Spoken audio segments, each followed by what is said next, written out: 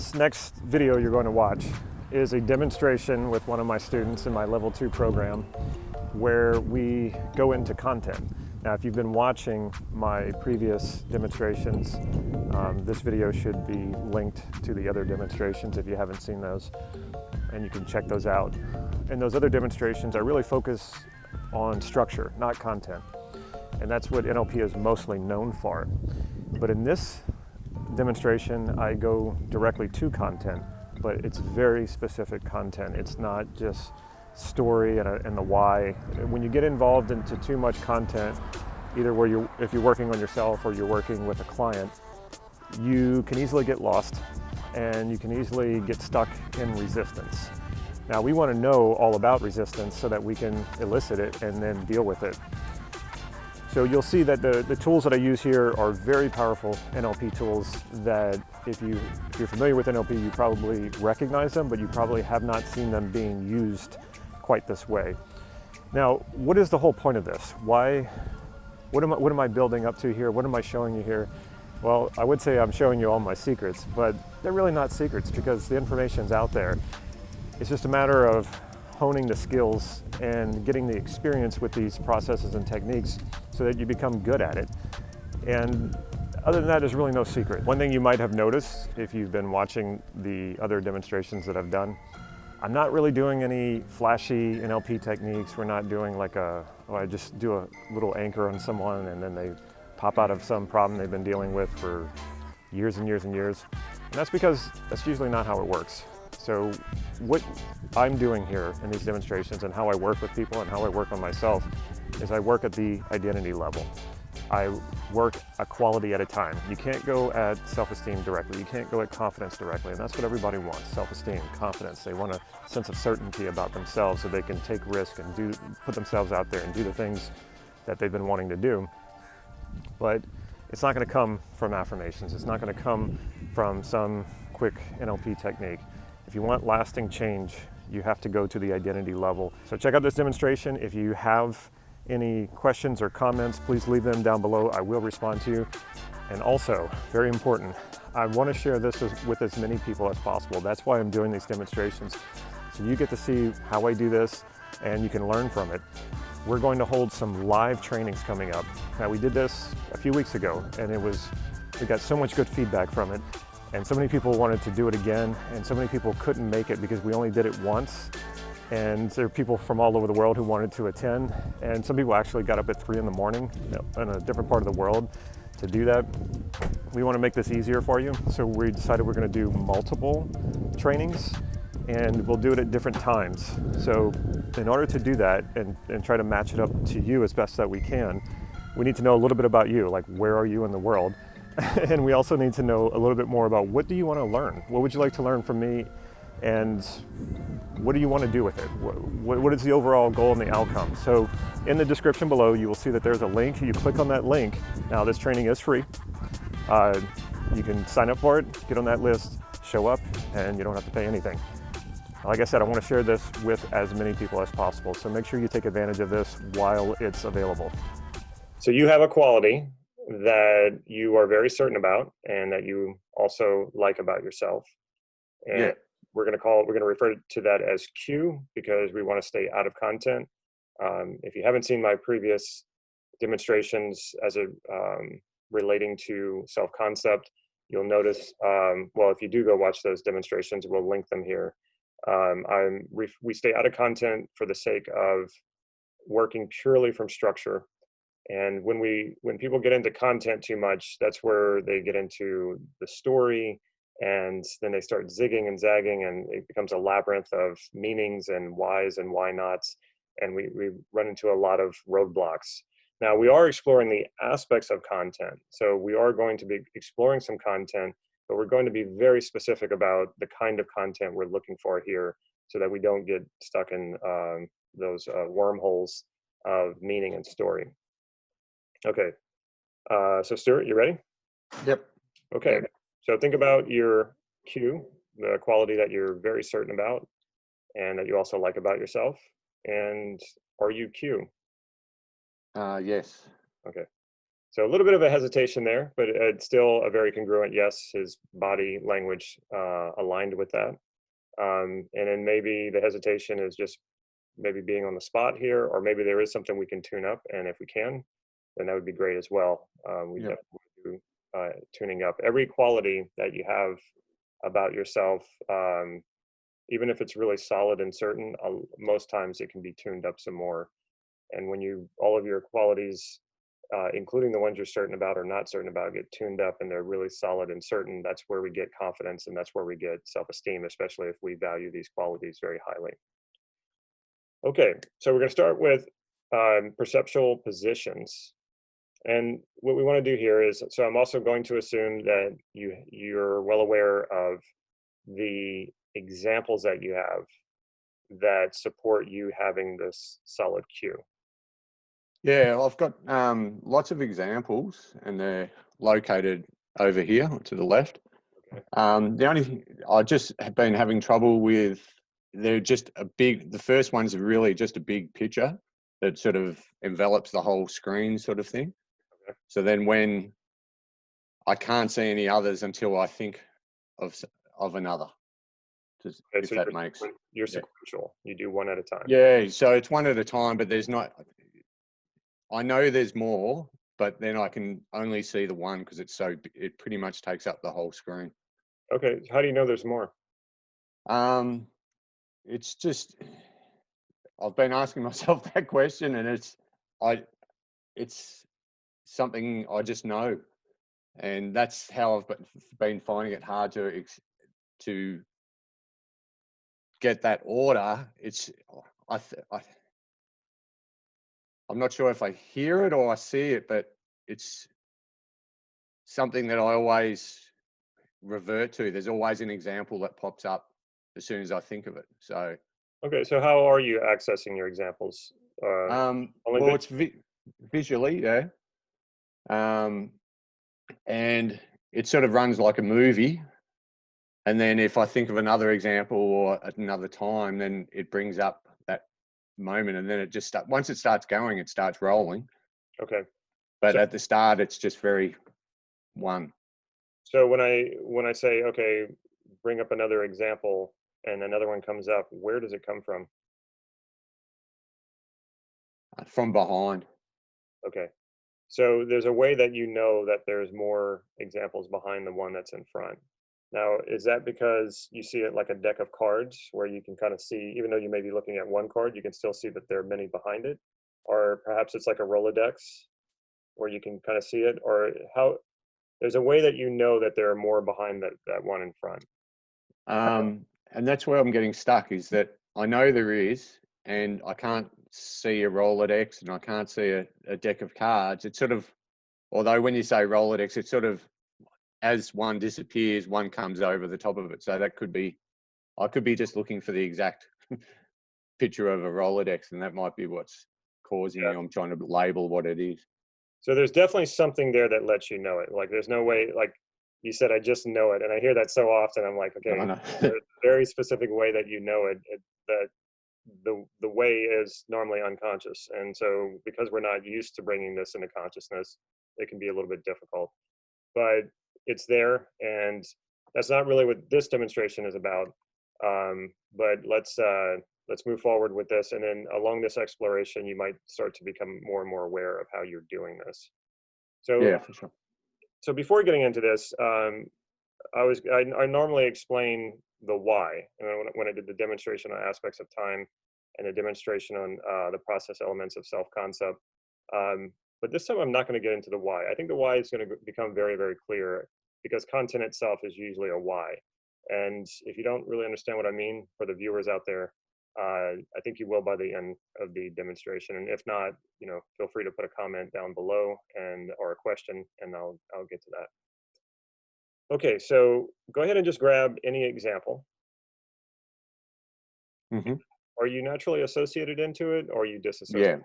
No, associated. Yeah. Okay, so you're in it like it's actually happening right now. Like Yeah. Yeah. are you I sitting can or see my hands. I'm seeing it from my perspective. It's just a lot bigger than if it was happening in real life. Yeah. okay. So like if you turn around and look behind you, you would see whatever was behind you. Yeah, yeah, Now yep. check in with where you're seeing from. You're seeing, make sure you're seeing from your eyes. And it might sound a little strange, but a lot of times people, whenever they, even when they associate, they're not fully associated. They don't see from their eyes. They don't hear from their ears. They can be coming from different parts. So we want to make sure that's really aligned. Yeah, no, it is. It's yeah, it definitely is. Okay. Now in this example, is there other people or at least one other person? Yeah, there is. Yep. Okay. Just one other person? A group, Okay. 4. Out of that group, is there one main person who seems pivotal in this? Yep. Okay. So go ahead and just notice that person. And are we talking about a him or her? Him. Okay. So notice him, and you're in there in this, reliving this experience, and you're paying attention to him. Just notice what you notice. Now float up out of your body and float into his body and become him. And in every way, you know who this person is. Take on his sensibilities as much as possible as you know him to be. And then look back at Stuart. And what do you see?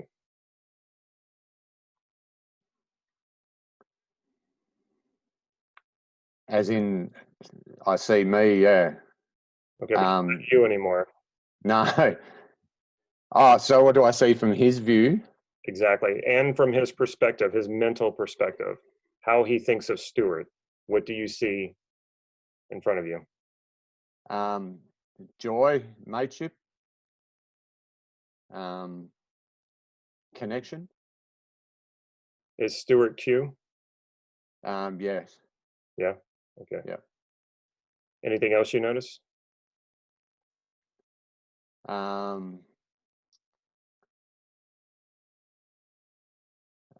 A term maybe he's on, as in on not on fire, but yeah, he's rocking. Okay. Sounds I'm not sure if there's a word for that, but if you see the guitars in the back, it might explain. okay. Okay. All right. So go ahead and float up out of his body and float to a neutral position, equal distance apart from Stuart and this other person. You are completely neutral. You have no stake in this. You don't know who these people are. So you're equal distance apart from them and you're the same height as they are. Mm-hmm. You're like a fly on the wall. They don't even know you're there, but you're able to observe this. So just in observing this, and remember, you're not mind reading either. You're only observing what you see, and you can also hear. You can hear what they're saying if they're saying anything. What do you observe here? Um,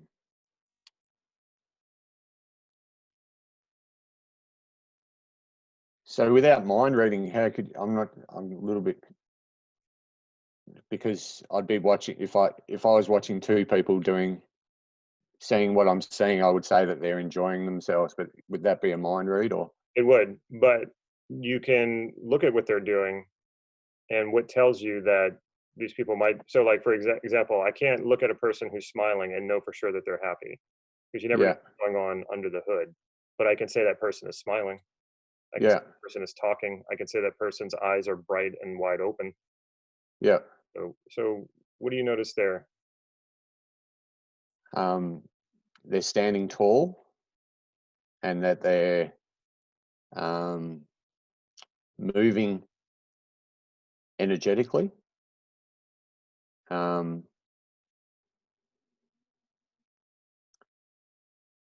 Are they using friendly gestures or combative gestures? no, they're very entertaining gestures. Okay.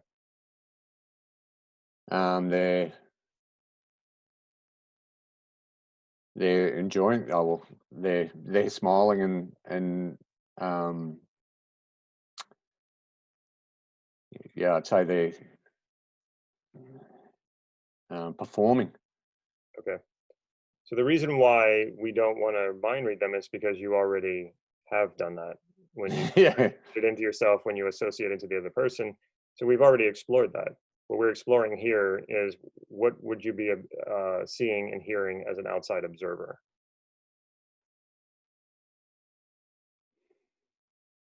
Yeah, I'm still not sure if I understand because it's hard not to mind read if you're watching.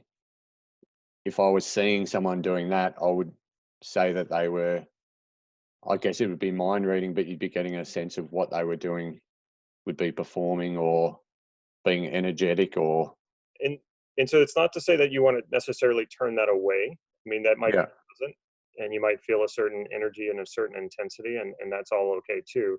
What you want to bring your attention to, though, is just noticing what you notice. And this is very important when we do calibration and sensory acuity drills, to notice when a person is shifting state, their skin tone changes, their breathing quickens or slows down. What happens too often is people start mind reading, and they think that sensory acuity and calibration is about trying to tell what the person is thinking or how they're feeling, and that's not it at all. But when you do it really well and you're just paying attention to what you're observing without judging it, the key is without judging it, and mind reading is judging. When you're not judging it, the insights will start to come, and it's really strange because it almost feels like you're psychic, but of course what you're doing is you're opening up your filters, and because you're not judging it, you're allowing in a lot more information than what you normally do. When you judge, it's like you're trying to clamp down and you're trying to grab onto something, or you're trying to make an evaluation. But if you just open it up and just see what's there and hear what's there, just let the information in.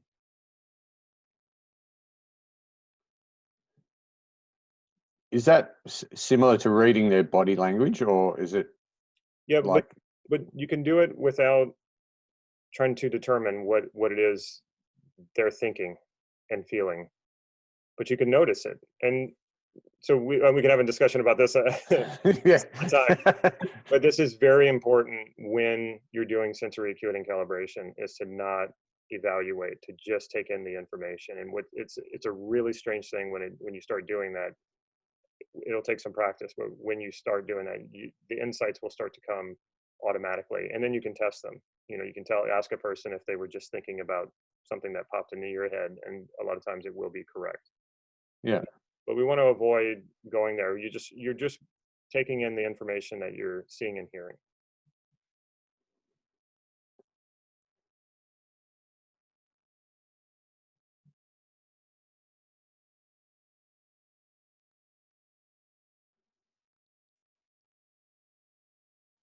And you don't have to make any evaluation. I'm not looking for a specific answer. It's just mm, absorbing the information. Okay. yeah, You might not even fully understand or conscious of what you're picking up yet, yeah, but it might come up later. yeah, yeah. So Right. now take all of this information that you have absorbed. Feel free to leave anything behind that you don't want, and Mhm. take anything with you that you might want. And now associate back into yourself, still in the experience, having taken information from the second person perspective, from the third person perspective, and now you're bringing that information back to first person, and go ahead and allow that information to integrate.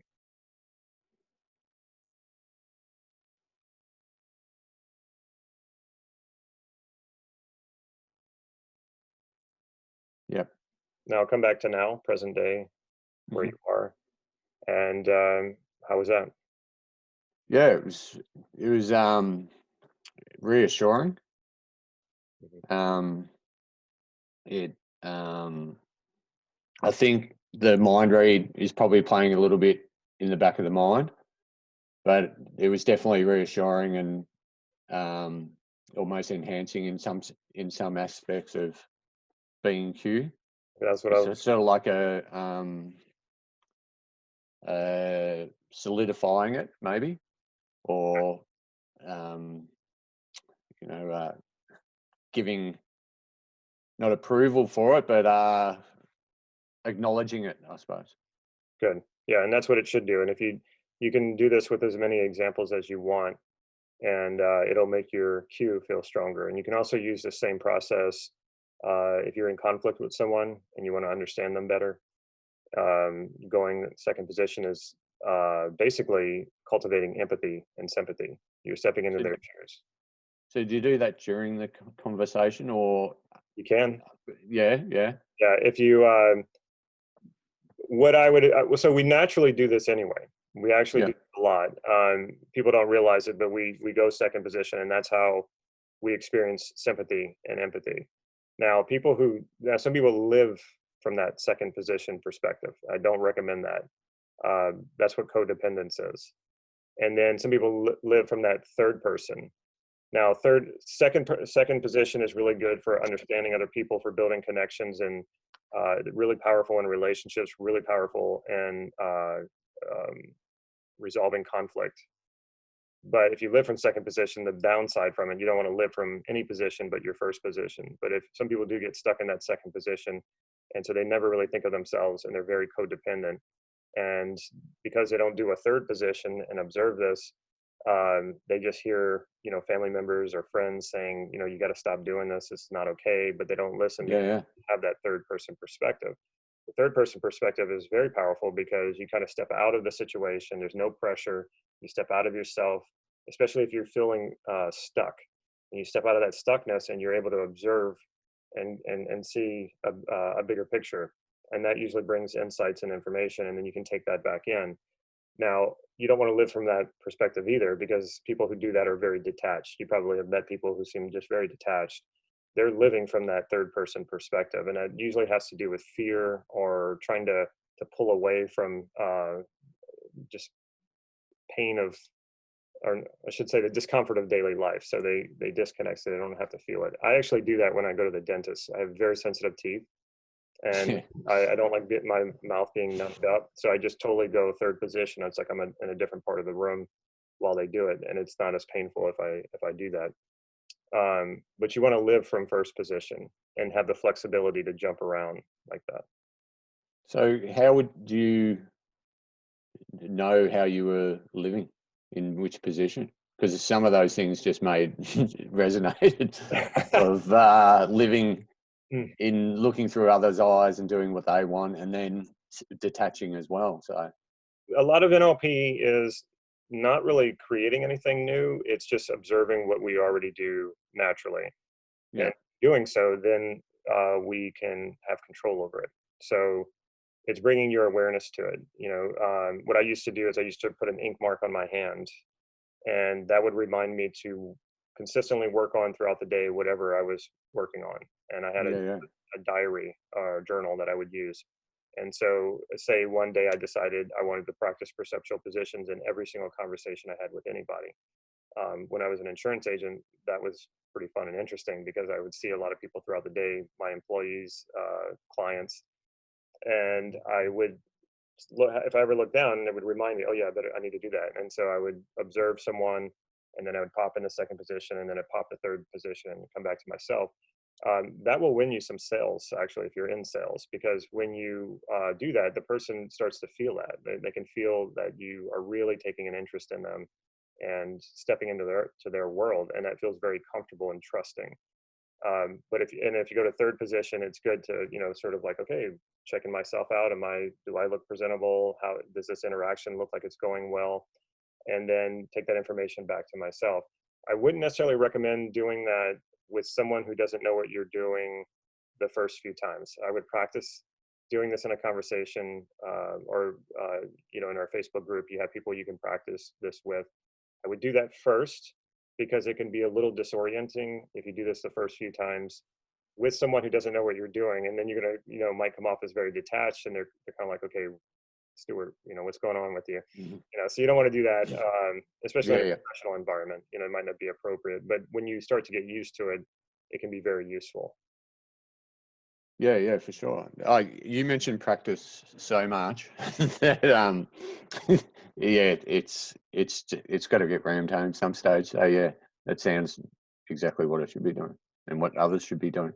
Yeah, practice is everything. NLP is experiential. You can't learn it just by reading about it or listening to me even. You have to do. Yeah, yeah. Let's explore your database a little bit more as well. Mhm. Now, are your examples, are they very like specific detail, or are they metaphorical or symbolic? No, specific, like short clips. Okay, so it's like real life. Real life. Yeah, real life. Yeah, but large, very large. Okay. Now, most people I've encountered, they have that. I think it's very rare have I encountered people who have symbols and metaphors in their database, but it's actually quite powerful when you do. So, what would be, and this might kind of give away your cue, but it's okay. What would be a symbol or a metaphor for your cue? Just whatever pops up. A musical note. Musical note. Okay. So go ahead and put that inside your database. And so as you flip through your examples of being cue, you also notice there's a musical note there. Hmm. How does that feel? Yeah, it's making me twitch a little bit. Good sign. Okay. What might be another symbol or metaphor? um, an open pad. An open pad, like a Yeah, notepad? like a writing pad. Okay. Um, is it a blank sheet or is it written? A blank sheet with a pen, sort of just lying on top of it. Okay. Go ahead and drop that into your database.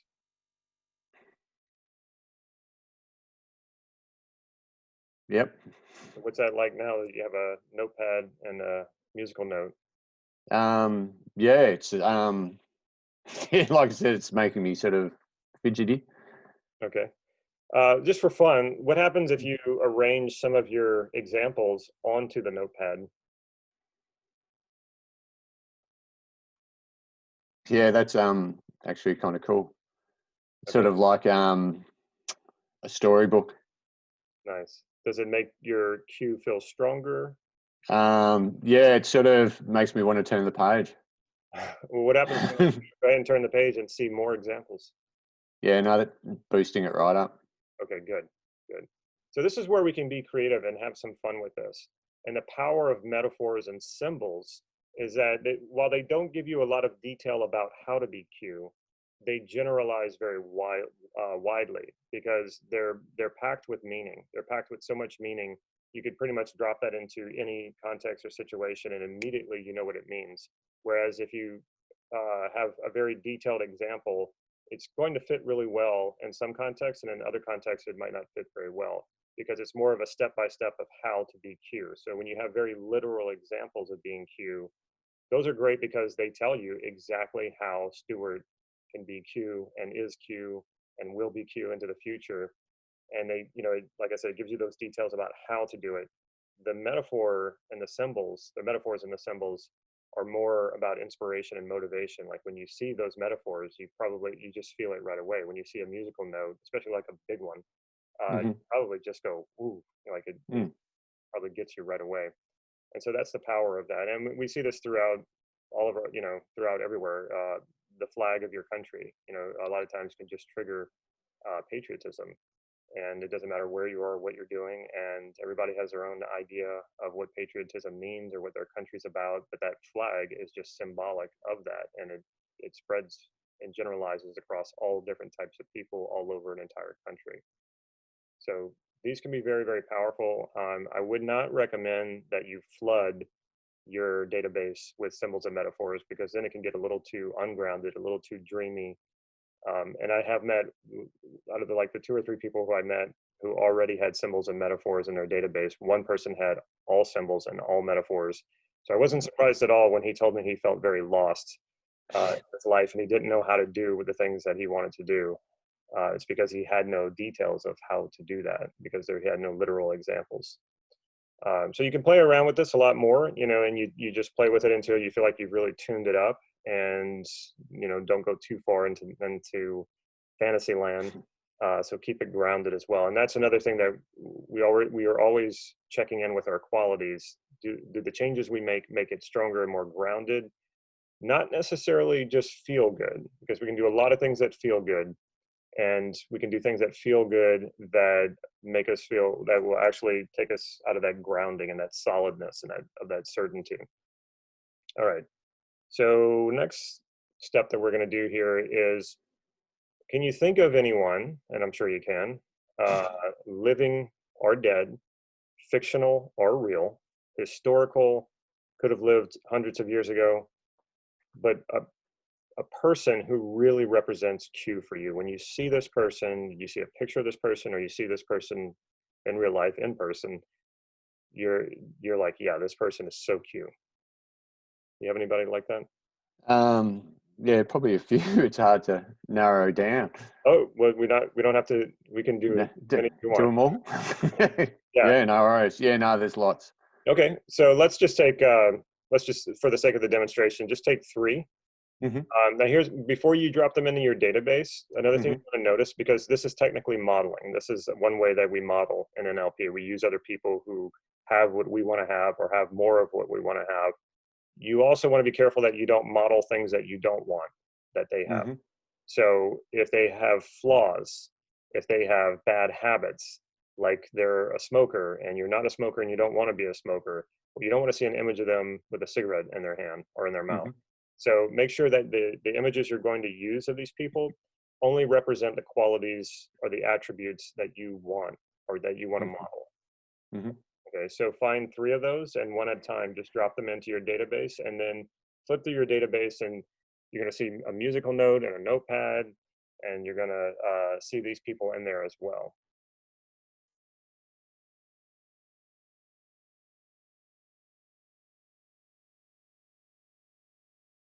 Yep. Okay. So how does that feel when you Yeah, notice? it feels it's making the visuals, especially with a notepad.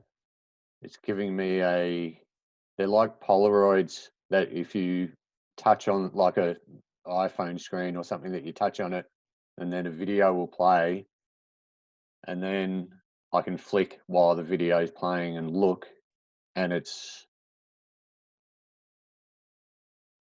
yeah, it's good. It's different, which is still sort of yeah. I'm looking forward to playing around with it to now, because this is sort of, yeah, it's what I've been not looking for, but trying not to look for, so I might find. So yeah, it's kind of it's So liberating. when you notice the other people that are there, does it add a new quality or new dimension? It increases drive. Increases your drive. Okay, good. Yeah, Yeah, sort of an equalization rather than a detachment. nice. Nice. Does it feel like your database is like beckoning you, drawing you toward it? Yeah, yeah, I'm sort of hanging to explore it. You kind of move, what you're moving like this a little bit. That usually it's Yeah, yeah, seeing in front yeah, of you. Yeah. yeah. It's sort of it's a lot more um, inviting than it's been. It's sort of almost like it was a closed door at a party, and then someone's just opened it and said, "We're only joking. Come on in." Cool. Well, your database has a sense of humor, it sounds like. Yeah, yeah. Um, so when you look at your database and you look at this quality and you think about your major life context, we can, boil down our life to 3 to 5 major life contexts, like career, social life, relationship, hobbies, or something like that. Whatever your 3 to 5 major life contexts. Do you have examples in all 3 to 5 of your major life contexts? Yeah, definitely. Now, sometimes we might not want to have the quality in a particular context. So if that is the case, then we want to remove examples from that context, because we don't want to, or we could probably leave them in, but we don't want to create future examples of that context if you don't actually want it there. An example of that is, maybe if you're an MMA fighter, aggression is something you want to have plenty of when you're in the ring fighting, but you might not want it in the context of your relationship. It might not be a good place to bring aggression. So do you want do you want Q in all of those contexts? Yeah, yeah, yeah, yeah. I think it feels needed. Okay, good. Now, You can always add more, if you want more of it in there, especially with the future when we do, which was a different example, different demonstration that I did when I did the aspects of time. Most people don't have examples in the future of their quality, and it's very powerful when you put examples in there. And so this would be a good place too to check in with the context. Do I have future examples in all of the contexts that I want this quality to be in? And your really high level qualities like peace, joy, um, authenticity, you're probably going to want you want those qualities to generalize as widely as possible. And so one way that you do that is by having it in multiple contexts, multiple major contexts, and it just creates so much, just so well rounded. When you have qualities, you have that quality in every single context. Now we could play around a little bit, and let's just remove all the remove all the examples from all the contexts but one, just so you can see what it feels like. So I'm just getting rid of all the examples. Out of all contexts except for one context, just have it in one context. Yeah, it's a little less. It's sort of searching for something else. Mm-hmm. Does it feel? Yeah, it's. Beg your pardon? Does it feel empty? Yeah, it's sort of. It feels like there's something that's. There's no reassurance. Yeah. It's just sort of. It's prepared to stand on its own, but it's looking for partners. Okay. Well, go ahead and bring it all back. We were just experimenting. Don't want to. Yeah, no, that's all right. It wasn't bad. It was just that sort of thing where you walk into a room and you forget why you went there, sort of moment. Yeah. Yeah. Okay. Last but not least, other distortions and biases. So anytime we're representing anything internally, which is what we do, we don't live life according to the map. We live life, according to the territory, we live life according to the map that we create within ourselves. So inevitably, there will be distortions and biases. There's no way to get around that. It's just how it is. When I teach this, I know that there's always some people who say, okay, well, I'm going to not have any distortions or biases. And that's just impossible. You can't do that. We're always going to have distortions and biases. What we want to do is we just want to be aware of them so that we know whether or not they're serving us. Because if there's distortions or biases that are hurting us or keeping us from experiencing the kind of qualities and states that we want, then obviously we need to change something. So when you look at your examples initially, and I can suggest some places to look, but just from what you know of your database, have you identified any biases or distortions? I'm not sure if the distortions are sort of almost like a or a bias, maybe a trigger to create cue. Is Okay, that? that's probably something else. Let me give you some more guidance here. Yeah. So if I look at a recent memory of Mm-hmm. mine, like let's say from maybe last week, Mm-hmm. and I look 22, and that Mm-hmm. it's that's a little too distorted, because Mm-hmm. I'm obviously 23, Mm-hmm. you just went along. Uh, so Yeah, no, I was trying to picture you as 22. yeah, if I remember something that happened only 1 week ago and I look 20 years younger, that's a distortion, and it's also a distortion that could possibly get me into trouble. Yeah. I'll give you an example. There's this guy when I was an insurance agent. He would never pay his bill on time for his motorcycle. He had to be in his 60s. And I remember meeting him a few times and thinking, wow, it's like, I have a feeling this guy doesn't know he's older. Like and what I found out what was happening was his mother was paying for his insurance on his motorcycle, and he was in his 60s. And so I remember talking to his mother, and you could tell she was a little stressed about her son who hasn't seemed to grow up, and that she's still having to pay for his insurance. And one time, one of my employees said to me, well, after he left, she said, he was asking about you because he said you look like somebody he went to high school with. So this is a person who was very detached from reality, and it obviously wasn't serving him. I don't Mm, think he had a job, or I don't think he could relate to society very well. So that's an extreme version of it. So mhm. checking in, you check into your examples, and they're pretty accurate as far as the way you look, as far as age goes. But maybe you're a little bit younger. Like I know I perceive myself as a few years younger, just Mhm. in my self-image. Probably not going to get it, it's probably not going to harm you in any way. So Yeah. that's where I'm saying like a little bit of Yeah, distortion. no, I get that. Yeah, yeah. I definitely do have examples of they're happening in the now, but then I'm looking at it as the much younger Okay. So self. I'm not going to tell you how old or young you should look in your examples. So No, no. you just want to bring your awareness to it, and and ask yourself, is this serving me or is this hurting me?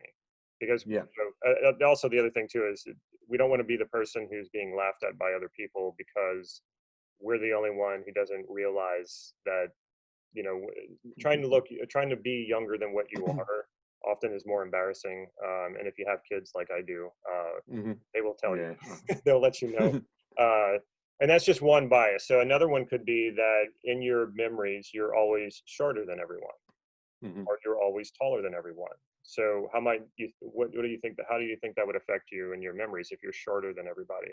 Well, you'd always be feeling a bit lower to them, or Yeah, having the short person syndrome, or yeah, feeling a little bit less, maybe. feel inferior. And Yeah. so consequently, if you were taller than everybody else, how would you Yeah, you'd be feeling on top of them and better, and superior? possibly, yeah, yeah, yeah. So both of them are very disconnecting. Both of like I've I've heard NLP teachers and YouTube and even in live trainings, have a person imagine they're like 10 feet tall, and they don't they leave them like that. They don't bring them back down, and it's Yeah, yeah, yeah, yeah. yeah, Yeah, you're yeah. I've experienced those moments. yeah, it's not healthy. I mean, it's okay to experiment, but always come back to. Yeah, yeah, And yeah. even if you are naturally shorter than everyone else in your memories, put yourself at eye level with everybody, and it'll feel more connecting and more on the level. Hmm. Yeah. So some other content distortion and biases. Some people, when they go into their memories, they'll have things like where they are actually seeing from their stomach.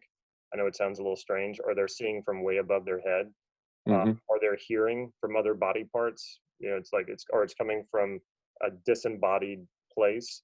These are other Hmm. content distortions and biases that are usually affecting you negatively, and so you want to bring these all back. And so, whatever your distortions and biases are, you want them to resemble reality as much as possible, because the Hmm. more real it appears through your senses, the more you will believe it. So, in terms of associated and dissociated, is that effective in that way, or is it just if you're feeling it from you're hearing something from your arm or something, but everything else is normal? Just Is that probably how it works? Well, it's probably not good. But disassociate or Mm. associate is kind of its own study, and we Yeah, yeah, focus on that. I wouldn't call that a bias. I yeah. mean, you could say technically it's a bias because we all have a one way that we prefer to do it. I'm naturally Hmm. disassociated from my examples, but if I pay attention to an example for only a few seconds, I pop into it. Yeah, yeah. And Okay. so there's nothing wrong with doing it that way. But yeah, if you associate into, especially if you associate into an example, and instead of hearing from your ears, you're hearing from your shoulder, Hmm. unless there's a very good reason for that. um, you're a music guy, so if you say, hey, I put my hearing here and here's why, and you have a very good reason for it and it serves you, then I would say, okay, that's great. If you don't, I'm not a musical person. If I'm dropping into a memory, there's no reason why I should be hearing from my shoulder. That's Yeah, that's yeah, yeah, that's an oddity. yeah. I want to put it back here. Yeah. And then the same thing if you're disassociated and you're watching yourself in a movie where it looks like a movie and you're watching yourself like if you're a character in that movie. A lot of people tend to see themselves as like caricatures of themselves, and that's not a good thing either because then it's hard to take yourself serious. Hmm. And then it could go the other way if the lines are too hardened and or like the movie's too slow, or there's all these different things like Yeah, yeah, people yeah. start to notice. So the main thing is that, again, not to try to create perfection and try to get rid of your biases, and your distortions are going to be there. It's more a matter of bringing your awareness to them, and then asking you, is this serving me? Is there a way that I could change this to make it even better for me? So let's just do that right now. Just check in with your examples and just notice what your biases are and the distortions, and then just ask yourself that: is there a better way to do this? Is it serving me? Is this the way that I want it? Yeah, it's definitely the younger version is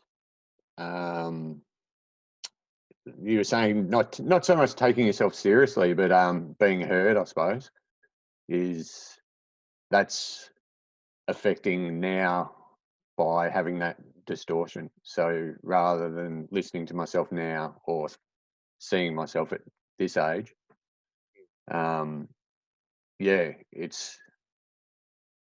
it appears to be like almost a trigger for an event to happen by not recognizing now rather than looking at it through a younger version. That's interesting. So how might you change this, or do you? So with the asking yourself, so that's just asking yourself, and then your subconscious is going to do the work. Is that how it works, or are you meant to think about it, or?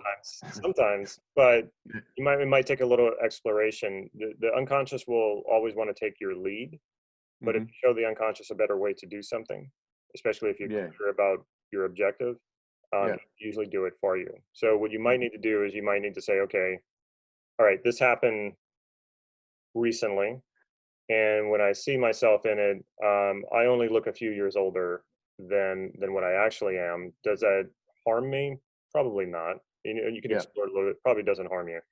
But let me take a memory from a year ago, and when I look at it, I look like I'm 20 years younger. Okay, that's probably a problem. Uh, mhm, so then I want to say, okay, well, what could I do with this to make it better? And it would probably be just to update it to fit closer to mhm. who you are. Um, did you ever play rugby or soccer? We call soccer. Yeah, I played. Yeah, I've played lots of sport. Yeah, You ever met people who like it's 30 years later and they're still yeah, talking yeah, as yeah. The armchair quarterback. Yeah. the armchair quarterback? That's usually what this is. They have not updated their examples, especially their examples of what they think they're good at. And so they've generalized like these skills and these abilities into their current life, their present day life, when the truth is they probably have not uh, actually ran. In Mhm. several years, they haven't kicked a ball or they haven't thrown a ball. But they still think of themselves as having that prowess. And Yeah. now that's not healthy. It's very disconnecting from reality, disconnecting from other people, because of course they kick up their stories like they just happened yesterday, and people are like, "Oh God, we have to hear this again." So that's one of the ways that it can negatively affect you. And of course, like I mentioned, there's some extreme examples. I don't sense that there's any extreme examples with you. You seem pretty Mm, grounded. yeah. It's just a matter of bringing your attention to it and then asking Would- yourself, should I change this? Or you can even explore changing it. You can change it. Does it feel better? Does it work better for this quality? Does it make it stronger? If not, you can change it back the other way. So with say the old armchair quarterback, if they had certain skills then that they could they still use those beliefs and forthright to obviously not not perform like a 20-year-old, but perform the best. Say like I'm almost 50, so to perform at 50 the best that they could in that same sort of feeling as they were when they were 20, or is it sort of in saying that when you were saying about Mhm. updating it, so you still got that thought of I can do it, but you're updating it to, well, I've got to be more um obviously I can't jump off a building like I used to, and so I have to make allowances for that. So then I just update it to, well, you can still ride a skateboard or do something, but don't go jumping off a thing because your bones will probably just go snap. Exactly. I started doing yoga in my early 20s. I quit a few times, but I've been back at it for probably over 10 years. But I've been able to really acknowledge how sometimes I have to stop doing a certain posture or something like that. I can feel my bones are just not the same. And to try to just think, oh, well, I used to do this, I've been doing this for so long, that's not a good reason to push my body into something that is probably going to hurt it. And then at this age, it takes a lot longer to recover than it did 20 years ago. So knowing, having that updated knowledge will protect you and saying, okay, there's certain things my body just physically cannot do like it did 20 years ago. But if there's a certain sort of enthusiasm, which is a quality, or things that motivate you or motivated you when you were much younger, and you can take all that stuff and bring it into now. And that energy, you can certainly bring that. But and also knowing how old you are now and accepting that, then it's a much wiser version. You're wiser now, and you want to bring that with you, so you don't make the mistakes that a 22-year-old would make, or something like that. So that's another reason why you want to make sure that your biases and distortions are somewhat accurate. They're never going to be perfect. We don't want to go down that path of trying to be perfect. They just need to be accurate. Yeah, so the awareness, and then being aware of them, you change them and then update them. Yeah, that makes so much sense. Yeah. And what also happens is, just like the other things that we did here and the aspects of content, just bringing your attention to the biases alone. And if they're good, if they're biases that serve you, just bringing your attention to it often reinforces the quality that you're exploring. Yeah, that's, well, it's that whole bringing attention and taking yourself out of the looking for it or trying to do something with it certainly frees it up to do something with it and play around with it. Which is I'm very excited about. Good. All right. Well, that does it for aspects of content. That's one of the there's 3 parts to the model of self-concept. If we don't include dealing with counterexamples, aspects of content is the 3rd part. So this combined with the other 2 demonstrations I did with aspects of time and the process elements of self-concept put the entire model together. I want to thank you, Stuart, for joining me and being my demonstration subject for this demonstration. Yeah, thank you, Damon. It's it's been definitely eye-opening, and it's given me a lot to work with, which like I said, I'm super stoked. Well, transformation and lasting change doesn't have to be painful. It can be fun. It can be enjoyable. It doesn't have to be yelling and screaming or tears and laughter. Sometimes those things happen, but that's not required. So remember, we've got that live training coming up. We'll probably be doing it in a couple of weeks. We haven't set a date yet because we're waiting to hear from you. Lasting change and transformation doesn't start until you take that first step. And so this would be a great first step if you want to learn how to do this stuff, whether you just want to learn it to do it with yourself for your own change and transformations, or you're a coach and you want to work with clients using this model, or you're an aspiring coach and you want to learn a solid model to help people get lasting change and transformation. Best place to start is to go down to the description to that link, click that link and fill out the questions. Also let us know where in the world you are and the time zone you're in, so we're going to do multiple live trainings, and we just want to make sure we're accommodating everyone all over the world, because that was one of the things that you told us, some of the feedback that we got. If you have any questions about this demonstration that I did, if you're curious about something I said or a decision that I made or what have you, make sure you put that question in the comments below. If you like this video, make sure you give it a thumbs up. And if you haven't already, make sure you subscribe to this channel so you'll know when I'm putting new videos out there. And last but not least, if you can think of someone who would benefit from this video, a family member or a friend, make sure you share it with them. Take care.